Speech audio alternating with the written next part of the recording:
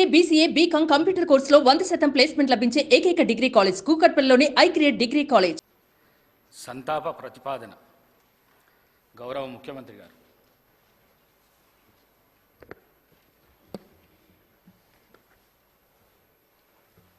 అధ్యక్ష, తమరి అనుమతితో ఈ సంతాప తీర్మానాన్ని ప్రవేశపెడుతున్నాను. తెలంగాణ శాసనసభ సభ్యురాలు కుమారి లాస్యనందిత సాయన్న గారి మృతి పట్ల ఈ సభ తన తీవ్ర సంతాపాన్ని వ్యక్తం చేస్తూ శోకార్తులైన వారి కుటుంబ సభ్యులకు ప్రగాఢ సానుభూతిని తెలియజేస్తున్నది. అధ్యక్ష, 23/2/2024 నాడు సికింద్రాబాద్ కంటోన్మెంట్ శాసనసభ్యురాలు కుమారి లాస్యనందిత సాయన్న గారి ఆకస్మిక మరణం పట్ల ఈ సభ తీవ్ర సంతాపాన్ని వ్యక్తం చేసింది. ఇలాంటి బాధాకరమైన తీర్మానం నేను ప్రవేశపెట్టాల్సి వచ్చినందుకు నేను చింతిస్తున్నాను.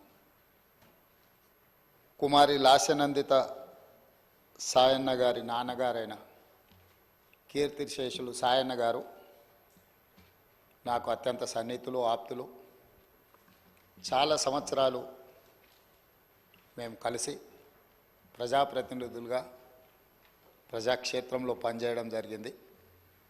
సాయన్న గారు అత్యంత సామాన్యమైన కుటుంబంలో 1951 వల్లభానగర్ నిజామాబాద్ జిల్లాలో జన్మించి కష్టపడి వారు 5 సార్లు శాసనసభ్యుడిగా, ప్రజా జీవితంలో కంటోన్మెంట్ బోర్డు మెంబర్గా, కంటోన్మెంట్ ప్రాంత ప్రజా సమస్యల పరిష్కారంలో వారు ఎనలేని కృషి చేసినారు.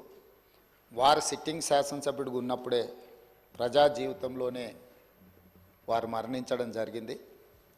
ఆ తర్వాత వారిచ్చిన వారసత్వాన్ని, వారు నెరవేర్చాల్సిన బాధ్యతలను, వారిని అభిమానించిన ప్రజల కోసం కుమారి లాస్యనందిత కూడా ప్రజా జీవితంలోకి వచ్చి వారు బ్రతుకున్నప్పుడే వారు కార్పొరేటర్గా, ఆ తర్వాత వారి తరఫున వారిని నమ్ముకున్న ప్రజల కోసం వారు శాసనసభ్యురాలుగా ఎన్నికై ప్రజా జీవితంలోకి వచ్చి కష్టపడి పనిచేయాలన్న ఆలోచనతోటి వారు ప్రజా జీవితంలోకి వచ్చి 5 సార్లు శాసనసభ్యుడిగా సాయన్న గారు చేసిన ఎనలేని సేవలను దృష్టిలో పెట్టుకొని వారి వారసురాలుగా లాస్యనందితను కంటోన్మెంట్ ప్రజలు వారిని ఎన్నుకోవడం జరిగింది. మనమందరం కూడా 37 సంవత్సరాల చదువుకున్న ఒక యువతి, వెనుకబడిన సామాజిక వర్గాల నుంచి చైతన్యంతో ప్రజలకు సేవను అందించాలని ముందుకు వచ్చినప్పుడు మనందరం కూడా మహిళా సాధికారత కోసం ఎదురు చూస్తున్న వాళ్ళం. ఆ మహిళల తరఫున ప్రజాప్రతినిధి ఇక్కడికి వచ్చి సమస్యల పట్ల వారు చిత్తశుద్ధితో ఈ సభలో పోరాడతారని మనం అందరం భావించాం. కానీ ఔటర్ రింగ్ రోడ్లో వారు ప్రయాణం చేస్తున్న కారు ప్రమాదానికి గురై వారు మరణించడం జరిగింది. వారిని ప్రమాదం నుంచి హాస్పిటల్కు తీసుకెళ్తే అప్పటికే తలకు తీవ్రమైన గాయమై వారు మరణించిందని చెప్పి డాక్టర్లు చెప్పడం జరిగింది. వాస్తవంగా ఆ కుటుంబము ప్రజలతో ఉన్న సత్సంబంధాలు కంటోన్మెంట్ ప్రాంతంలోనే కాకుండా జిహెచ్ఎంసి పరిధిలో ఎవరిని అడిగినా కూడా ఆ కుటుంబం యొక్క ప్రజలతోనే ఉన్న సత్సంబంధాలు, ప్రజా సమస్యల మీద వారు చేసిన ప్రయత్నాలు ఎవరైనా చెప్తారు. ముఖ్యంగా కీర్తిశేషులు సాయన్న గారు మృదు స్వభావి, సమస్యలను పరిష్కరించాలన్న తపన తప్ప రాజకీయాలకు అతీతంగా అందరితో ఒక మంచి సంబంధాలు ఉండి ఆ ప్రాంత సమస్యల కోసం వారు పోరాటం చేశారు.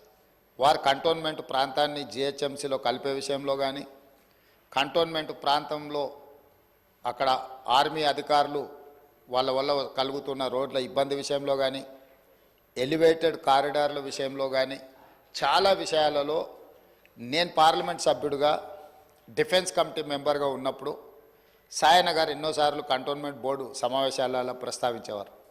ఎందుకు అనంటే వారు ఎమ్మెల్యేగా, నేను ఎంపీగా ఈ సమస్యల్ని పరిష్కరిస్తే ఆ కంటోన్మెంట్ ప్రాంత ప్రజలకు న్యాయం జరుగుతుంది, మేలు జరుగుతుందని చెప్పి వారు పరితపించారు. కానీ దురదృష్టవశాత్తు ఎలివేటెడ్ కారిడార్ల అనుమతి, అదేవిధంగా కంటోన్మెంట్ ప్రాంతాన్ని జిహెచ్ఎంసీలో కలపడానికి అనుమతి వచ్చే సమయానికి వారు లేరు. వారి వారసురాలుగా వచ్చిన లాసిన్ అందిత గారైనా ఆ సందర్భంలో ఉండి ఉంటే చాలా సంతోషపడి ఉండేవాళ్ళు. ఎందుకంటే సాయన్న గారి ప్రజలకు ఇచ్చిన మాట నెరవేరిందని. కానీ దురదృష్టవశాత్తు లాసినందిత గారు కూడా ఈ కంటోన్మెంటు అత్యంత కీలకమైన సమస్యల పరిష్కార సమయంలో వారు మన మధ్యత లేకపోవడం బాధాకరమైన విషయం. ఏది ఏమైనా కంటోన్మెంట్ ప్రజల హృదయాలలో సాయన్న గారు కానీ, సాయన్న గారి కుమార్తె వారసురాలు లాస్యనందిత గారు కానీ శాశ్వతంగా ప్రజల హృదయాలలో నిలిచిపోతారు. తప్పకుండా వారు ఏదైతే ఆలోచనతోని, ఏదైతే ప్రాంత ప్రజలకు సేవ చేయాలన్న ఆలోచన ఉన్నదో, మిగిలిపోయిన పనులు ఉన్నాయో అవన్నీ ప్రభుత్వం తప్పకుండా పూర్తి చేస్తుంది. వారిని చిరస్థాయిగా గుర్తుపెట్టుకునే విధంగా ఈ ప్రభుత్వం ఆ పనులను ముందుకు తీసుకువెళ్తుంది. అందుకే అధ్యక్ష, ఆమె మృతి పట్ల ప్రగాఢ సంతాపాన్ని నేను ప్రకటిస్తున్నాను. శోకార్తులైన వారి కుటుంబానికి ప్రగాఢ సానుభూతిని తెలియజేస్తూ ఈ తీర్మానాన్ని ప్రవేశపెట్టడం జరిగింది అధ్యక్ష. ధన్యవాదాలు. శ్రీ కె